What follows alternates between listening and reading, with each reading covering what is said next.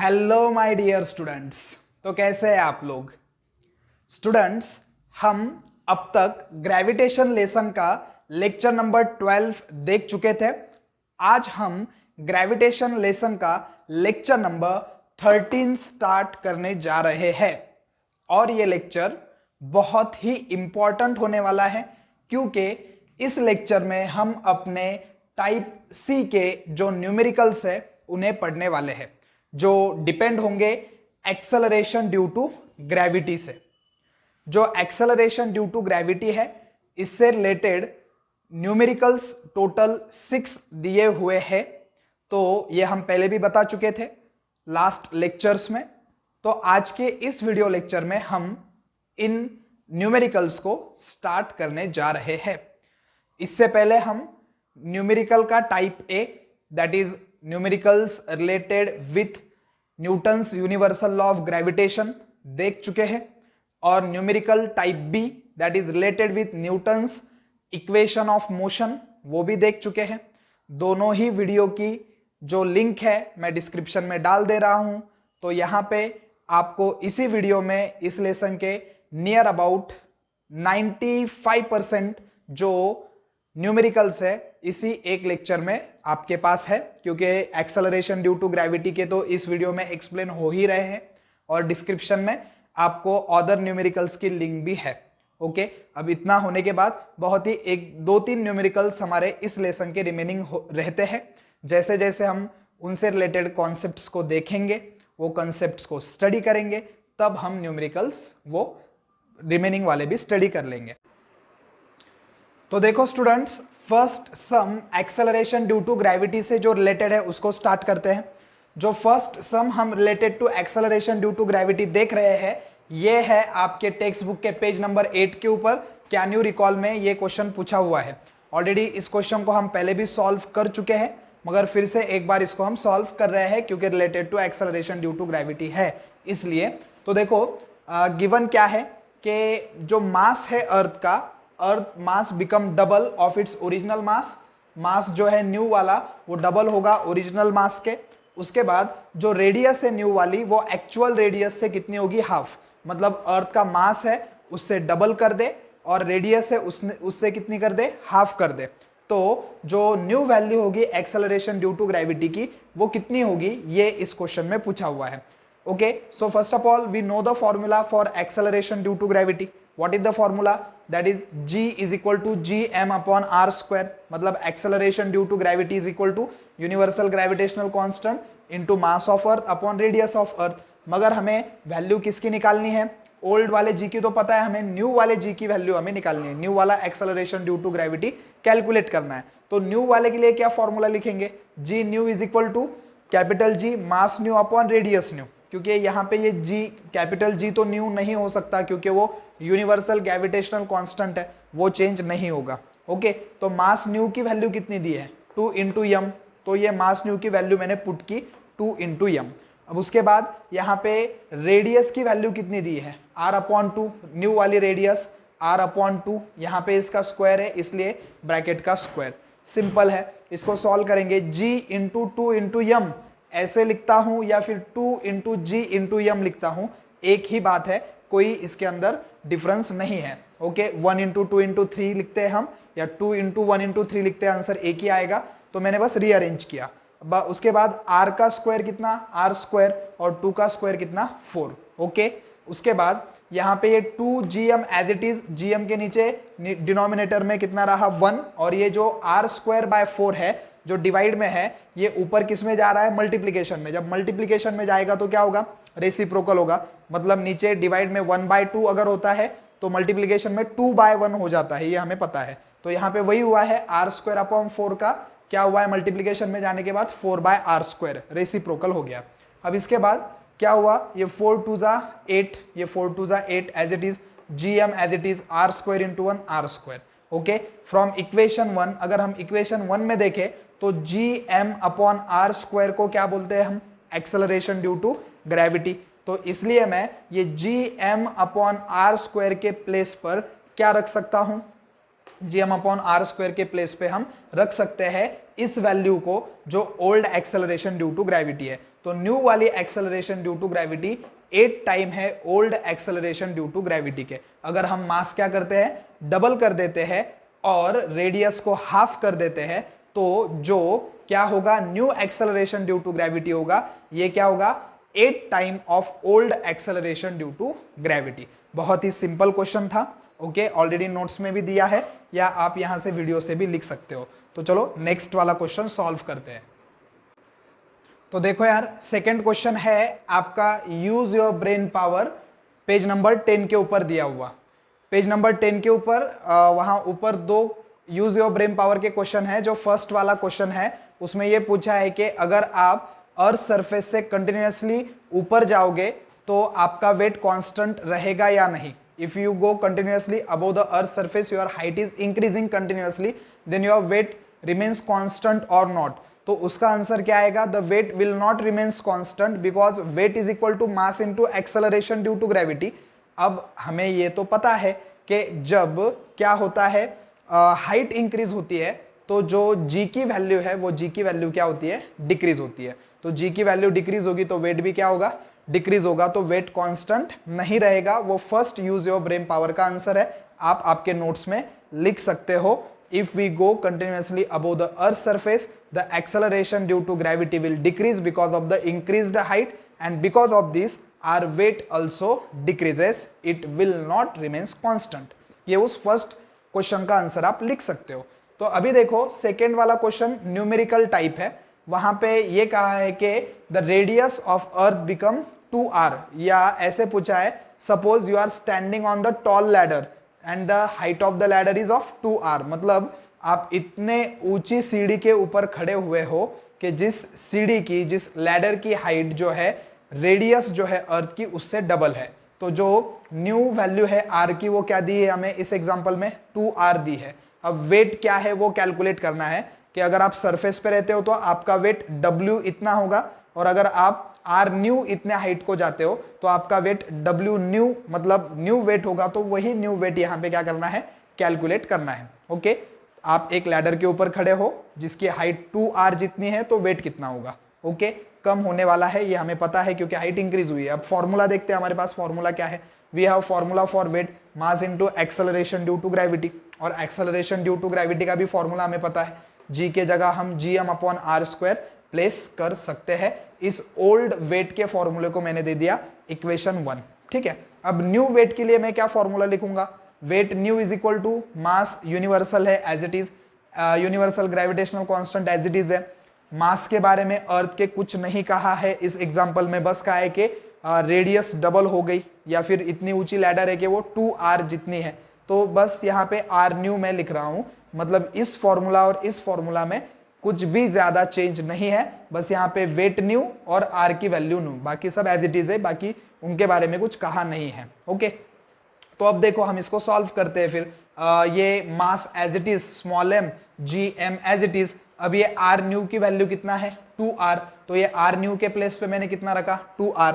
r का square है इसलिए इसका भी क्या, ब्रैकेट का स्क्वायर। ओके, ये mass as it is, gm as it is, 2 का स्क्वायर 4, r का स्क्वायर r²। ये mass as it is, gm as it is, r का स्क्वायर भी एज इट इज। बस ये मैंने क्या किया, यहाँ पे ऊपर कुछ भी नहीं, मतलब 1/4 को साइड में ले लिया। अब जब मैं इतने टर्म को अगर देखता हूं, ये जो टर्म है m इंटू gm/r², तो ये किससे मैच कर रही है, ये इक्वेशन 1 से मैच कर रही है। तो यहाँ पे मैं रीजन लिख सकता हूँ, फ्रॉम इक्वेशन 1 इस टर्म के जगह पे मैं w ओल्ड वाला वेट लिख सकता हूँ, मतलब new weight is equal to 1/4 of old weight. या फिर ऐसे कहेंगे हम, if the height become 2r, weight become 4 time less, क्योंकि ये 4 से इसको क्या होगा, डिवाइड होगा, तो जो भी वैल्यू होगी वो 4 टाइम क्या हो जाएगी, लेस हो जाएगी। ठीक है, तो ये भी बहुत ही सिंपल वाला एग्जाम्पल था। अभी नेक्स्ट वाला देखते हैं, वहीं पे नीचे दिया है सॉल्व्ड एग्जाम्पल, उसी पेज के ऊपर, पेज नंबर 10 के ऊपर।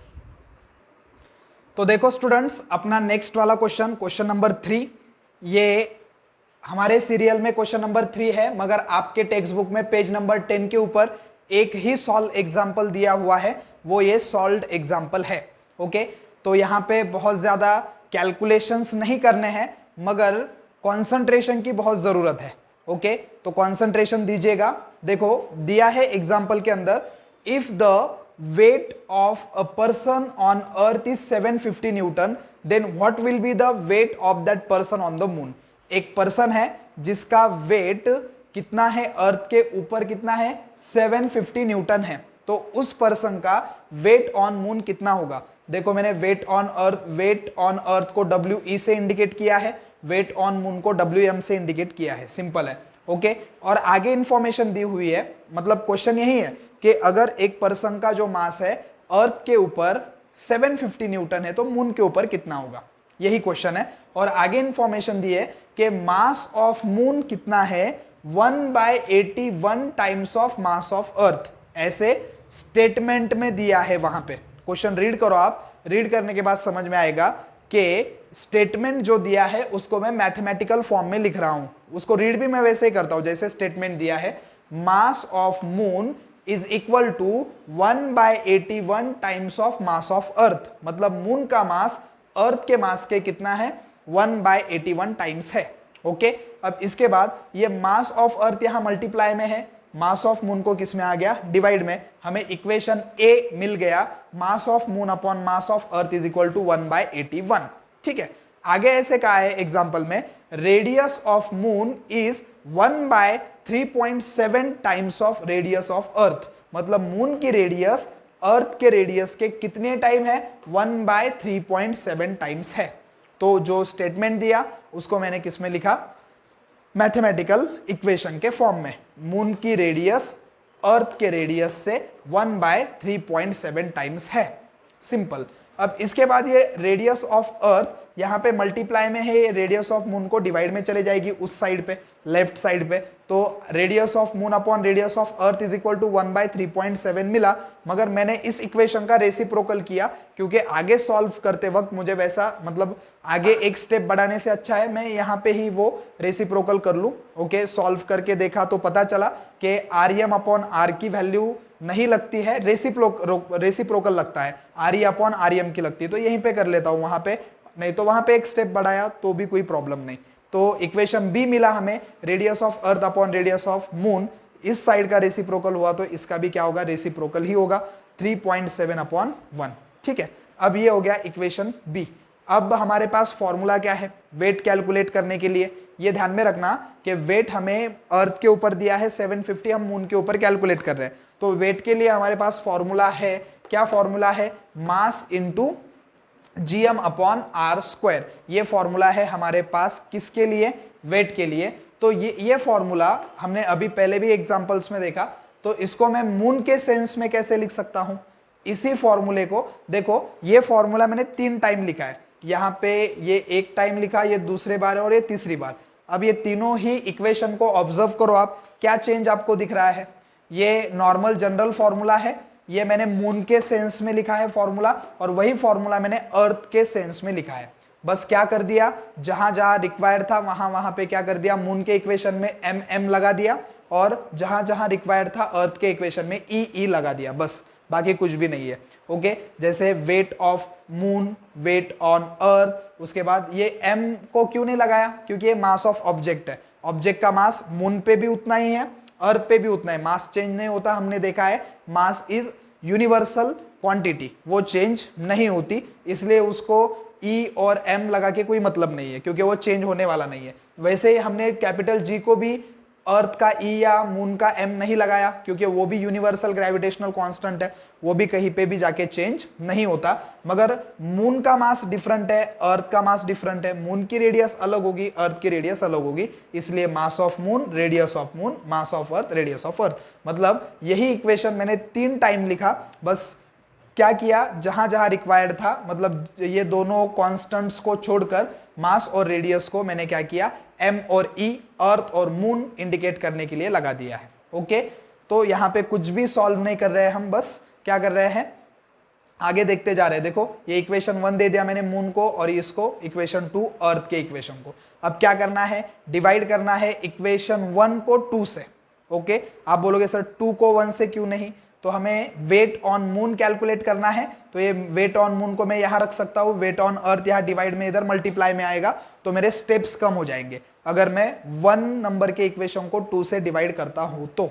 ठीक है, अगर आप ये इक्वेशन ऊपर लिखते हो, ये नीचे लिखते हो, कैसे भी करो कोई प्रॉब्लम नहीं, ओके, या फिर ऐसे ही सीधे सीधे समझो। ठीक है, तो ये weight on moon upon weight on earth, उसके बाद वेट ऑन मून का ये मैंने सीधे ये इक्वेशन उठाया, यहां से कॉपी किया, यहां पे पेस्ट किया, ये वेट ऑन अर्थ का इक्वेशन सीधे यहां से कॉपी किया, यहां पे पेस्ट किया, कुछ भी नहीं किया है, बस ये डिवाइड फॉर्म में लिखा है, बाकी कुछ भी नहीं है। ओके, ये इक्वेशन वेट ऑन मून और ये equation weight on earth as it is, ये इक्वेशन एज इट इज, यही इक्वेशन नीचे डिवाइड में एज इट इज, क्योंकि हम इक्वेशन 1 को 2 से क्या कर रहे हैं, डिवाइड कर रहे हैं। अभी नॉर्मल क्या करेंगे, ये डिवाइड में है नीचे इक्वेशन, इसको कहां पे लेकर जाएंगे, ऊपर मल्टीप्लिकेशन में। अगर मल्टीप्लिकेशन में लेकर जाते हैं तो क्या होता है, रेसिप्रोकल होता है, ओके, अपोजिट हो जाता है। तो ये ऊपर वाला इक्वेशन एज इट इज है, ये मून का equation m into G M M upon R M, ये इक्वेशन ऊपर का ऊपर एज इट इज है। ये डिवाइड के जगह पे, इस डिवाइड के जगह पे हमने कौन सी साइन ली, मल्टीप्लिकेशन की।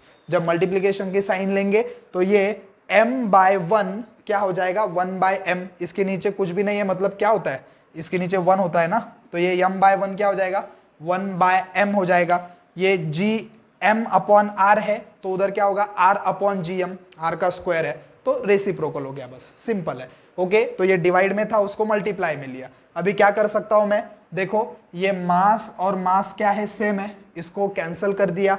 उसके बाद यूनिवर्सल ग्रेविटेशनल कांस्टेंट ये भी सेम है, इसको भी कैंसिल कर दिया। फिर क्या रह गया, बस m upon R M square, यही इतना इक्वेशन रहा ना, वही मैंने नीचे लिखा है, mass of moon upon radius of moon the square, radius of earth square upon mass of earth, sorry, radius of earth the square upon mass of earth. तो ये जितना रिमेनिंग इक्वेशन है, ये रिमेनिंग वाला इक्वेशन ही मैंने क्या किया, फिर से नीचे लिख लिया। उसके बाद अभी क्या करेंगे, नॉर्मल रीअरेंज करेंगे इक्वेशन को। अब कैसे रीअरेंज करेंगे, मास मास को डिवाइड में लेते हैं, रेडियस रेडियस को डिवाइड में लेते हैं। तो मास मास को अगर मैं डिवाइड में लूंगा तो ये mass of moon as it is ऊपर, मास ऑफ अर्थ नीचे डिनोमिनेटर में है, नीचे डिनोमिनेटर में ही रहेगा। ये mass of moon as it is, mass of earth as it is, बस प्लेस क्या की, चेंज की, मास को मास से डिवाइड कर रहा हूं। अब उसके बाद रेडियस ऑफ अर्थ न्यूमरेटर में है as it is, radius of earth the square, radius of moon the square ये भी डिनोमिनेटर में है, वो एज इट इज। तो रीअरेंज किया हमने, बाकी कुछ नहीं, मास को मास से डिवाइड कर रहे हैं और रेडियस को रेडियस से डिवाइड कर रहे हैं, बस। अब इक्वेशन ए और बी को देखो, अगर आप यहाँ पे इक्वेशन ए को देखोगे तो क्या समझ में आएगा आपको, मास of moon upon mass of अर्थ की वैल्यू कितने हैं, 1/81, और ये radius of earth upon radius of moon की वैल्यू है 3.7 अपॉन 1। तो वही वैल्यूज को मैं यहाँ पे पुट कर देता हूँ। देखो ये mass of moon upon mass of अर्थ कितना है, 1/81, रख दी यहाँ पे value. Radius of earth upon radius of moon कितनी वैल्यू है, 3.7 अपॉन 1। ओके, अब इसके बाद ये दोनों का ही स्क्वायर है, तो मैंने पूरे ब्रैकेट का क्या लिख दिया, स्क्वायर लिख दिया। तो सिंपल, अभी सॉल्व करते हैं। ये weight on moon upon weight on earth, weight on earth कितना दिया है, 750, तो ये वेट ऑन अर्थ की मैंने वैल्यू रखी, यही था ना, weight on moon upon weight on earth, वही कंटिन्यू कर रहे थे हम। अभी मैंने वैल्यू रख दी वेट ऑन अर्थ की कितनी, 750। अभी इसको चलो सॉल्व करते हैं। तो सॉल्व करने के बाद क्या समझ में आएगा, ये 1/81 एज इट इज, 3.7 का स्क्वायर होता है 13.69। 3.7 का आप स्क्वायर करो, मैं बार बार कहता हूं आपको कि न्यूमेरिकल मेरे साथ आप सॉल्व करते चलो तो आपको समझ में आएगा। 3.7 का स्क्वायर करते हैं तो 13.69 आता है, 1 का स्क्वायर 1 रहेगा। 13.69 इंटू 1 13.69, 81 इंटू 1 81। ओके, ये आ गया आपका अगला इक्वेशन। ये 750 यहाँ पे किस में है, डिवाइड में, राइट साइड में किस में जाएंगे, मल्टीप्लाई में। यहाँ पे मैं कितने प्लेस पॉइंट मूव कर रहा हूँ, ये पॉइंट 2 प्लेस मूव कर रहा हूँ राइट को, इसलिए ये हो गया 1369, 2 प्लेस पॉइंट आगे गया, इसलिए ये हो गया 10⁻²। क्या हो गया वो, 10⁻² इंटू क्या है, 750 है। ठीक है, अब उसके बाद ये जब मैं 81 से 1369 को डिवाइड करूंगा, आप डिवाइड करके देखना कितना आएगा, 16.9। मतलब इसको और इसको अगर मैं डिवाइड करता हूं तो कितना आंसर आता है 16.9 आता है। ये 10⁻⁻² as it is 750 as it is. जब 750 और 16.9 का मल्टीप्लीकेशन करता हूं इन दोनों वैल्यूज का 16.9 इंटू 750 तो दोनों का मल्टीप्लीकेशन आएगा 12,675। ये 10⁻² एज इट इज। अब यहाँ पे कुछ सॉल्व करने के लिए नहीं रहा, ये यहाँ पे हमारा कैलकुलेशन खत्म हो गया। मगर हमें आंसर कैसे लाना है, टेक्स्ट बुक के जैसे हमें आंसर लाना है। अब टेक्स्ट बुक के जैसे आंसर लाना है तो क्या करना पड़ेगा, ये -2 नहीं चाहिए। यहाँ पे 126 के बाद क्या है, पॉइंट है, मतलब ये यहाँ का पॉइंट 1 2 प्लेस क्या कर रहे हैं हम, लेफ्ट को मूव कर रहे हैं। अब 2 प्लेस पॉइंट को क्या किया, यहाँ पे लेफ्ट को मूव किया तो 10 की पावर प्लस आएगी। पहले वाली -2 एज इट इज और ये पीछे लिया पॉइंट इसलिए +2, -2 + 2 कैंसल, तो वैल्यू रह गई अपने पास 126.75। अब 7 के जगह पे हम क्या लिख सकते हैं, अप्रोक्सीमेट नंबर 8 लिख सकते हैं। नहीं भी लिखा तो कोई प्रॉब्लम नहीं है, हमारा आंसर करेक्ट है, यहां तक ही करेक्ट है। ओके, यहीं पे हम फाइनल आंसर कर सकते हैं, मगर टेक्स्ट बुक के जैसा हमने सॉल्व किया और final answer weight on moon कितना आ गया, 126.8 न्यूटन। ओके, तो ये है वैल्यू वेट ऑन मून की। जिस पर्सन की वैल्यू अर्थ के ऊपर 750 न्यूटन है उसकी वैल्यू मून के ऊपर कितना वेट है, 126.8 न्यूटन। फिर से एक बार बोल देता हूं, वेट मतलब क्या है, अर्थ का या मून का ऑब्जेक्ट के ऊपर होने वाला फोर्स है, ग्रेविटी का। ओके ओके, कंफ्यूज नहीं होना है, या फिर से वीडियो देख लो, मास और वेट के डिफरेंस वाला, कंफ्यूज नहीं होना है। और एक एक्स्ट्रा इंफॉर्मेशन दी है इस सॉल्व्ड एग्जाम्पल के नीचे कि हम क्या कर सकते हैं, डायरेक्टली फॉर्मूला लिख सकते हैं किसके लिए, वेट ऑन मून के लिए। Weight on moon is equal to mass of object into acceleration due to gravity of moon. Okay, ये फॉर्मूला लिख सकते हैं हम। और हमें पता होना चाहिए कि जो एक्सेलरेशन ड्यू टू ग्रेविटी है मून की, acceleration due to gravity of moon is equal to 1/6 times of acceleration due to gravity of earth. ये ध्यान में रखो, ये आगे आने वाले क्वेश्चन में लगने वाला है कि जो मून की ग्रेविटी है अर्थ के ग्रेविटी से कितने टाइम लेस है, 1/6 टाइम। ओके, 6 टाइम लेस है, ये फॉर्मूला याद आपको रखना है। वही सॉल्व्ड एग्जांपल के नीचे जो 2-3 लाइंस है उन लाइंस में ये इंफॉर्मेशन दी हुई है कि वेट ऑन मून का डायरेक्ट फॉर्मूला हम मास इंटू gm मतलब acceleration due to gravity of moon लिख सकते हैं। और हमें पता होना चाहिए कि acceleration due to gravity of moon earth के ग्रेविटी से कितने टाइम लेस है, 6 टाइम क्या है, लेस है, क्योंकि मून जो है अर्थ से मास में छोटा है, स्मॉल है, इसलिए। ठीक है, तो एग्जाम्पल आपको समझ में आ गया होगा। फिर से एक बार रिवाइज करके देख लो। यहाँ पे बहुत ज्यादा सॉल्व करने के लिए कुछ नहीं था, बहुत ज्यादा ऐसे कैलकुलेशंस के लिए कुछ नहीं था, मगर इक्वेशंस को ही हमने इक्वेशंस ही बनाते गए और फाइनल वैल्यू रखकर फिर मल्टीप्लिकेशन और नॉर्मल डिवीजन किया और वैल्यू आ गई। ओके, तो चलो देखते हैं नेक्स्ट वाला क्वेश्चन, क्वेश्चन नंबर 4। तो स्टूडेंट्स, नेक्स्ट क्वेश्चन अपना क्वेश्चन नंबर 4, और ये क्वेश्चन नंबर 4 जो है अपने सीरियल में का, वो पेज नंबर 15 के ऊपर एक्सरसाइज के अंदर क्वेश्चन नंबर 5A है। ओके, जो न्यूमेरिकल्स वाला क्वेश्चन है पेज नंबर 15 के ऊपर, क्वेश्चन नंबर 5 में का जो फर्स्ट क्वेश्चन है A, वो हम सॉल्व कर रहे हैं। देखो, क्वेश्चन के अंदर ऐसे कहा है कि एक ऑब्जेक्ट है, वो ऑब्जेक्ट क्या हो रहा है, 5 मीटर से नीचे गिर रहा है। Okay, object is falling down from the height of 5 meter and taking time of 5 second, then what will be the value of g on that planet। मतलब एक planet है जिसके ऊपर एक ऑब्जेक्ट को जब हम ड्रॉप करते हैं तो ड्रॉप करने के बाद उस ऑब्जेक्ट को नीचे गिरने के लिए कितना टाइम लगता है, 5 सेकेंड। कितने हाइट से, 5 मीटर के हाइट से, तो g की वैल्यू कितनी होगी उस प्लैनेट के ऊपर, एक्सेलरेशन ड्यू टू ग्रेविटी कितनी होगी। एक ऑब्जेक्ट को 5 मीटर के हाइट से ड्रॉप किया, 5 सेकेंड लगे, तो एक्सेलरेशन कितना हुआ ग्रेविटी से, ये क्वेश्चन पूछा है। तो यहाँ पे हम यूज करेंगे न्यूटन का सेकेंड इक्वेशन ऑफ मोशन। अब आप बोलोगे सर आपने तो कहा था कि न्यूटन के सेकेंड इक्वेशन ऑफ मोशन से रिलेटेड जितने भी सम है वो हम देख चुके हैं, और ये सभी सम क्या है, एक्सेलरेशन ड्यू टू ग्रेविटी से ही रिलेटेड है। तो एक्चुअली ये some acceleration due to gravity से ही रिलेटेड था, इसलिए मैंने इसको इस कैटेगरी में रखा, मैंने न्यूटन के कैटेगरी में इसको नहीं रखा था, क्योंकि क्वेश्चन क्या पूछा है, फाइंड द वैल्यू ऑफ जी। अब उस लेक्चर में अगर मैं फाइंड द वैल्यू ऑफ जी वाला ये क्वेश्चन अगर लेता तो सॉल्व करने में कोई हार्ड नहीं है, मगर आपको जी क्या है, वो कैसे चेंज होता है, उसका फॉर्मूला क्या है, उसकी ज्योग्राफी क्या है, उसकी हिस्ट्री क्या है, ये कुछ भी आपको पता नहीं होता। तो बस एक जी आपके लिए एक सिंबल हो जाता बस कि हाँ जी है, एक्सेलरेशन के जगह पे हम जी रख सकते हैं और उसको एक्सेलरेशन ड्यू टू ग्रेविटी बोलते हैं। इतना ही आपको पता चलता, बाकी उसके डिटेल्स नहीं पता होते। तो अभी आप इमेजिन कर सकते हो कि एक कोई तो प्लैनेट है, अब उस प्लैनेट के ऊपर 5 मीटर से ऑब्जेक्ट ड्रॉप होगा, अगर 5 सेकेंड उस ऑब्जेक्ट को नीचे गिरने के लिए लग रहे हैं तो वो प्लैनेट उस ऑब्जेक्ट के ऊपर कितना फोर्स लगा रहा है ग्रेविटी का, जिसकी वजह से उसका एक्सेलरेशन ड्यू टू ग्रेविटी कितना होगा। तो ये अभी चीजें आपको थोड़ी हाई लेवल पे समझ में आएगी, इसलिए मैंने इस एग्जांपल को इसी कैटेगरी में रखा और एक्चुअली इसी कैटेगरी का ये एग्जांपल है। मगर हमें सॉल्व करने के लिए यहाँ पे gm/r² ये फॉर्मूला नहीं लगेगा, तो कौन सा फॉर्मूला लगेगा? न्यूटन का सेकेंड इक्वेशन ऑफ मोशन। क्या है equation of motion? Relation between displacement and time, ut plus half at²।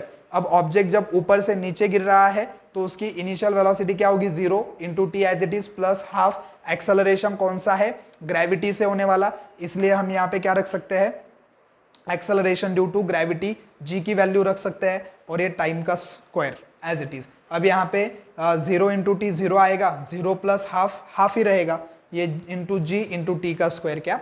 As it is. ठीक है, अब इसके बाद अगर हम देखें आगे तो ये जो 2 है यहाँ पे किस में है? डिवाइड में है, यहाँ पे कहाँ चला गया? मल्टीप्लीकेशन में। अब उसके बाद ये g into T square as it is. अब हमें वैल्यू किसकी निकालनी है? जी की। ये टाइम का स्क्वायर यहाँ पे मल्टीप्लाई में, इधर कहाँ चला गया? डिवाइड में। तो फाइनली इक्वेशन क्या मिल गया हमें? G is equal to S into 2 upon T का स्क्वायर। ओके, पुट करो वैल्यूज। एस की वैल्यू कितनी है? 5 मीटर, ये 5 रखी, into 2 as it is. T की वैल्यू कितनी है? 5 सेकेंड, ये 5 रखा, टी का स्क्वायर इसलिए 5 का स्क्वायर। अब सॉल्व करेंगे, 5 2 ज़ा 10, 5 का स्क्वायर 25, 25 से 10 को डिवाइड किया तो कितना आंसर आएगा? 0.4। अब मैं जब इसको 0 से डिवाइड करूंगा तो ये 100 हो जाएगा ना, 125 4 ज़ा कितना? 100, तो ये आ गया 0.4 मीटर पर सेकेंड स्क्वायर।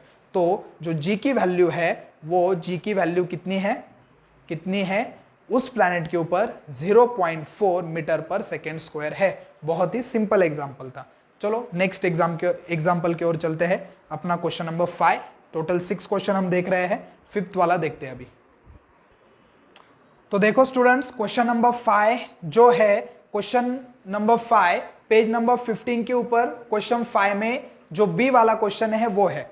ओके, जो अपनी सीरियल चल रही है उसके अकॉर्डिंग क्वेश्चन नंबर 5 अपना चल रहा है। वो कौन से पेज नंबर के ऊपर है? आपके exercise page number 15 question number 5B। Okay, exercise के क्वेश्चन नंबर 5B का क्वेश्चन है। अब देखो उसके अंदर क्या दिया है कि radius of a planet A is half of the radius of planet B. मतलब ए वाले प्लैनेट की रेडियस बी वाले प्लैनेट के रेडियस से कितनी है? हाफ है। Radius of A is half of the radius of B. वहां पे जो स्टेटमेंट है मैंने इक्वेशन में लिखा, radius of A is half of the radius of B. ये रेडियस ऑफ बी यहाँ मल्टीप्लाई में है, यहाँ किस में चला गया? डिवीजन में, और ये हाफ एज इट इज। ठीक है, अब उसके बाद ये जी मतलब वहां पे आगे दिया है, if mass of A is M A, mass of A is M A, then what will be the mass of planet B. जबकि g of B is half of g of A. ऐसे दिया है कि मास of planet ए कितना है? यम ए है, तो M B कितना होगा? मास ऑफ बी कितना होगा जब acceleration due to gravity of B is half of the acceleration due to gravity of A. Question समझ में आ रहा है? जिसको क्वेश्चन समझ में आ गया वहां आगे सॉल्व करने में कोई भी दिक्कत नहीं आएगी, क्योंकि ऐसा एक क्वेश्चन हम ऑलरेडी सॉल्व कर चुके हैं जो सॉल्व्ड एग्जांपल था मून और अर्थ के मास वाला। तो देखो क्या है, रेडियस ऑफ प्लैनेट ए जो है वो कितनी है? हाफ है रेडियस ऑफ प्लैनेट बी के। ये बी यहाँ मल्टीप्लाई में हमने डिवाइड में लिया, R A upon R B का इक्वेशन मिला हाफ। उसके बाद आगे ऐसे कहा है कि मास ऑफ ए इज यम ए। ए का मास कितना है? यम ए है। तो अगर ऐसे अगर हुआ कि acceleration due to gravity B वाले प्लैनेट की ए वाले प्लैनेट से कितनी है? हाफ है, तो मास ऑफ बी कितना होगा? ओके, तो मास ऑफ बी हमें क्या करना है? कैलकुलेट करना है। जब मास ऑफ बी कब कैलकुलेट करने वाले हम? कंडीशन है कि acceleration due to gravity B की जो ए प्लैनेट है उससे कितनी होगी, हाफ होगी, तब हम क्या करेंगे, मास ऑफ बी को फाइंड करेंगे। ऐसा इक्वेशन क्वेश्चन में दिया हुआ है। अब ये जी ए यहाँ मल्टीप्लीकेशन में है, या किस में लिया, डिवीजन में लिया, और जी बी अपॉन जी ए की वैल्यू हो गई हाफ। ठीक है, अब मास ऑफ बी को फाइंड करना है, तो हमारे पास जी के लिए फॉर्मूला क्या है, g is equal to G M upon R square. तो वही फॉर्मूला मैंने 2 टाइम लिखा यहाँ पे, बस ए जहाँ पे ए रिक्वायर्ड है वहां पे ए लिखा, और जहां पे बी रिक्वायर्ड है वहां पे बी लिखा। लास्ट पहले भी हमने ऐसे सॉल्व कर लिया था, अर्थ के लिए ई और मून के लिए एम लिखा था, तो ये फॉर्मूला सेम ही है, मगर ये ए वाले प्लैनेट के लिए है acceleration due to gravity of planet A, और ये acceleration due to gravity of planet B. ठीक है, अब क्या करते हैं, divide equation 2 by equation 1। Equation 2 को 1 से क्या करते हैं, डिवाइड करते हैं। आप 1 को 2 से भी करोगे तो आंसर वही आएगा, कुछ स्टेप्स कम ज्यादा हो सकते हैं बस, बाकी कुछ नहीं। तो इक्वेशन 2 क्या है, जी बी, ये देखो ये इक्वेशन 2 एज इट इज यहां से कॉपी किया, यहां पे पेस्ट कर दिया। डिवाइड करना है इक्वेशन 1 से, ये इक्वेशन 1 को कॉपी किया, यहां पे नीचे पेस्ट कर दिया, बस। अब ये क्या होगा, यहाँ पे ये जो नीचे वाली टर्म है G M A upon R A जा स्क्वायर, ये डिवाइड में है, यहाँ ऊपर किस में आई, मल्टीप्लीकेशन में। ये ऊपर जो है G M B upon R B जा स्क्वायर, ये एज इट इज, और ये नीचे वाली टर्म डिनोमिनेटर की डिवाइड में थी, किस में आ रही है, मल्टीप्लीकेशन में। जब आएगी तो उसका क्या होगा, रेसिप्रोकल होगा, और रेसिप्रोकल होगा तब क्या, R square upon G M A. ठीक है, मतलब ये आर स्क्वायर नीचे है तो ऊपर चला जाएगा, जी एम ए न्यूमरेटर में था तो डिनोमिनेटर में चला जाएगा। ये हम बहुत बार देख चुके हैं पहले। अब क्या करेंगे, यहाँ पे क्या होगा, ये जो जी है यूनिवर्सल ग्रेविटेशनल कांस्टेंट, ये क्या हो जाएगा, कैंसिल हो जाएगा। फिर क्या बच गया, mass of B upon radius of B जा स्क्वायर, रेडियस ऑफ ए जा square upon mass of A. जो इक्वेशन बचा वो मैंने लिख लिया। अब इसके बाद क्या करेंगे, इक्वेशन को रीअरेंज करेंगे, मास को मास से डिवाइड करेंगे, रेडियस को रेडियस से। अब ये mass of B as it is, और ये मास ऑफ ए भी डिनोमिनेटर में as it is, radius of A numerator में as it is, radius of B जा स्क्वायर डिनोमिनेटर में एज इट इज। तो क्या किया, बस रीअरेंज किया। ओके, अब क्या करेंगे, अब इसको सॉल्व करेंगे, और अब जी बी अपॉन जी ए की वैल्यू कितनी है, जी बी अपॉन जी ए की वैल्यू है हाफ। तो ये जी बी अपॉन जी ए की वैल्यू मैंने हाफ रखी। हम क्या सॉल्व कर रहे थे, जी बी अपॉन जी ए ही था ना इस साइड पे, जी बी अपॉन जी ए की वैल्यू है half, M B upon M A as it is into R A जा स्क्वायर आर बी जा स्क्वायर, दोनों का स्क्वायर है इसलिए मैंने ब्रैकेट का स्क्वायर लिया, और R A upon R B कितना है, R A upon R B भी कितना है, हाफ, तो इसलिए ये हाफ एज इट इज, दोनों का स्क्वायर है इसलिए क्या, ब्रैकेट का स्क्वायर।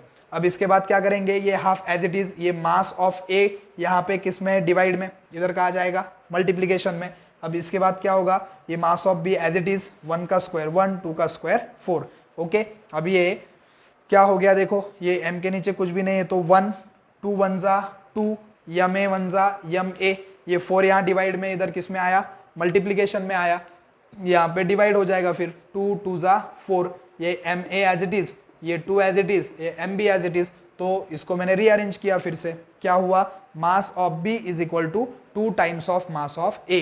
ओके, तो आंसर आ गया हमारा, मास ऑफ बी कितना होगा, 2 टाइम होगा मास ऑफ ए के, मतलब बी वाले प्लैनेट का मास ए वाले प्लैनेट से कितने टाइम ज्यादा है, 2 टाइम ज्यादा है। कब, जब उसकी जो ग्रेविटी है बी की वो ए के कितनी होती है, हाफ होती है, ये दिया हुआ था। और रेडियस ए की कितनी है, रेडियस कितनी है, बी के हाफ है। ओके, तो ये 2 कंडीशंस हमें दी थी, और इन 2 कंडीशन से हमें मास ऑफ बी क्या होगा वो कैलकुलेट करना था।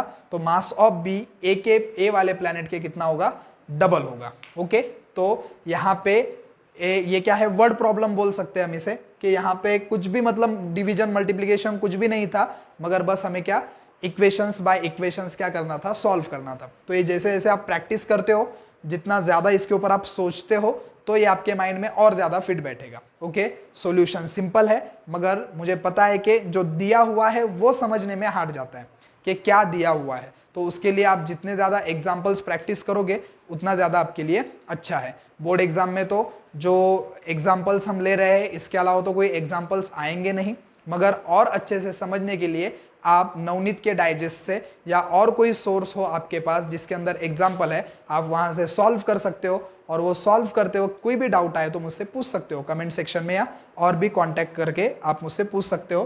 तो 5th वाला क्वेश्चन हो गया। चलो लास्ट वाला देख लेते हैं अभी, 6 वाला।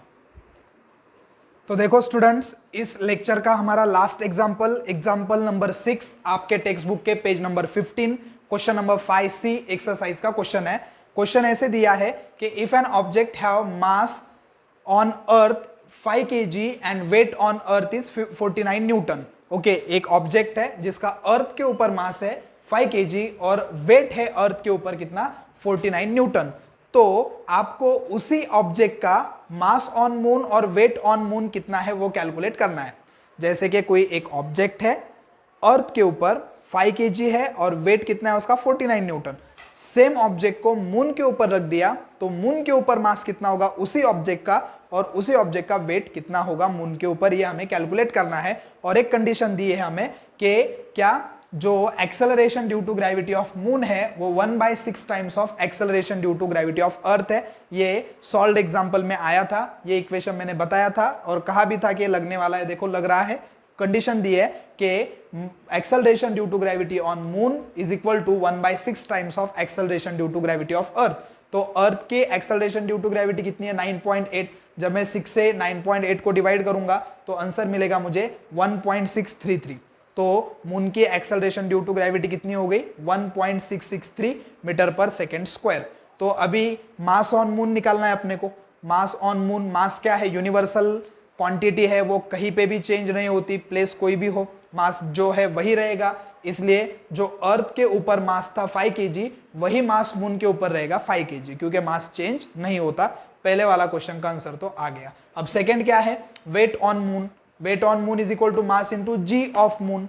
मास कितना है ऑब्जेक्ट का, 5 kg है मून के ऊपर भी, और acceleration due to gravity moon की कितनी है हमने अभी कैलकुलेट की यहां से, 1.633। जब मल्टीप्लाई करोगे दोनों नंबर का तो आंसर आएगा 8.17 न्यूटन। तो उस ऑब्जेक्ट का मास सेम वही रहेगा जो है, और सेम उसी ऑब्जेक्ट का जो वेट अर्थ के ऊपर 49 न्यूटन था वो 6 टाइम लेस आएगा, कितना, 8.17 न्यूटन। तो इस तरह से आपके एक्सेलरेशन ड्यू टू ग्रेविटी के सभी एग्जाम्पल हो गए। डिस्क्रिप्शन में न्यूटन के इक्वेशन के एग्जाम्पल और जो एग्जाम्पल्स है कहाँ के, यूनिवर्सल लॉ ऑफ ग्रेविटेशन के, उसकी भी लिंक डाल दी है।